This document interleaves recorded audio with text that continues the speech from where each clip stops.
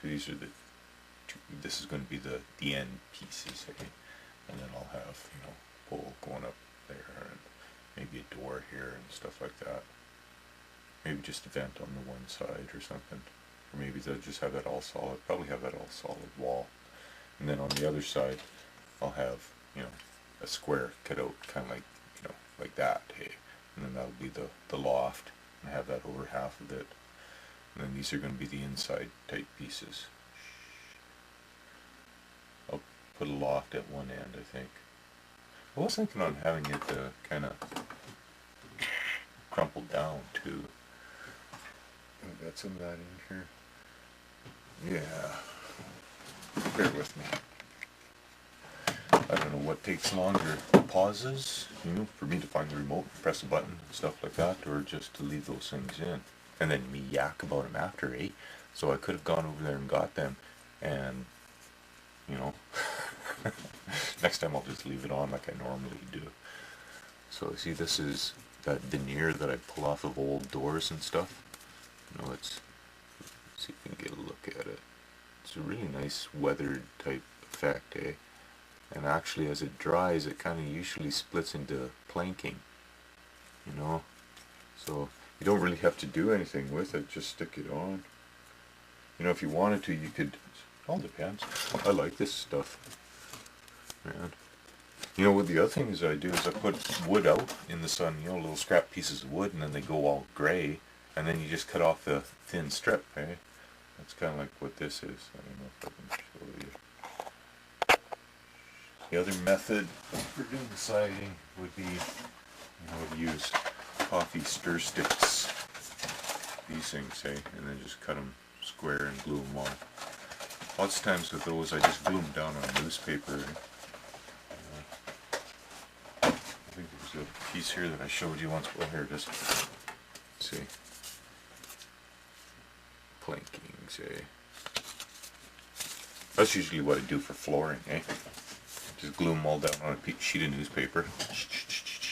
And then you just cut it out with scissors as to what size you need. Glue it down for your floor. You got a, you know, wood floor. Looks really good. Stained up. You know, stain it up. See, that's kind of a nice planking effect in there, eh?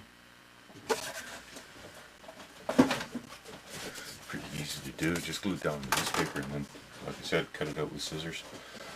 So, I don't know what yet I'm going to do on the side of this. I'll probably end up weathering these, you know. I don't think I'll take a Dremel to them. I'll probably just end up using a wire brush. These are really stiff bristled brush, eh? They're kind of hard to find. Actually, you know what works is a distressor. Yeah. I've never been able to, like I said, just moving in here. These are kind of cool too for hanging on to things. I put a gob on it so it makes it easier. Fly tires use them.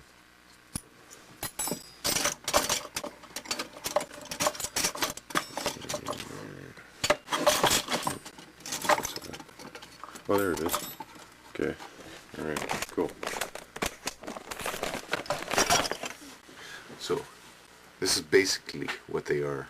It's a bunch of really stiff wires inside a tube, okay?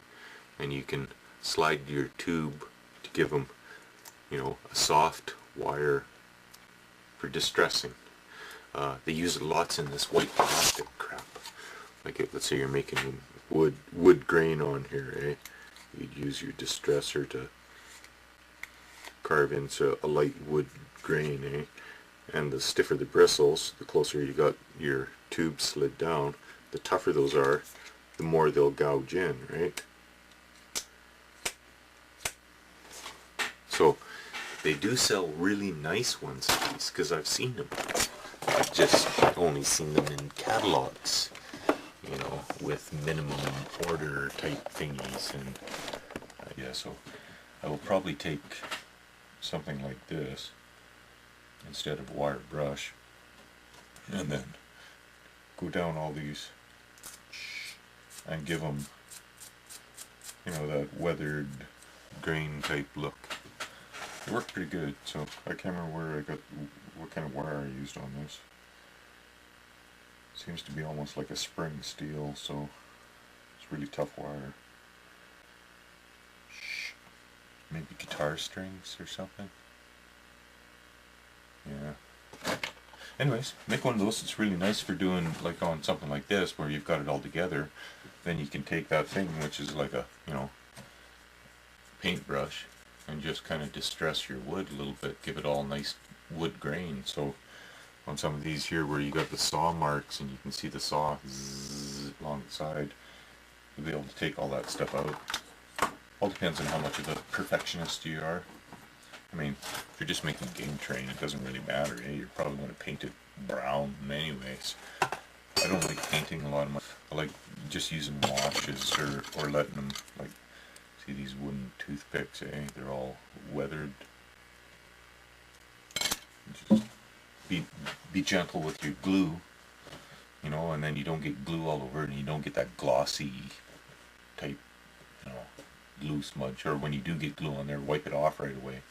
Just have a dry paintbrush, or those Q-tip things, or if you're into sketching, they sell what they call a stomp. It's basically just a rolled up piece of paper, a blotting paper that's all rolled up. Those work really good for wiping off. And then you don't have to paint, it's all naturally weathered and stuff. Looks really cool. People go, how'd you do that? How'd you paint like that?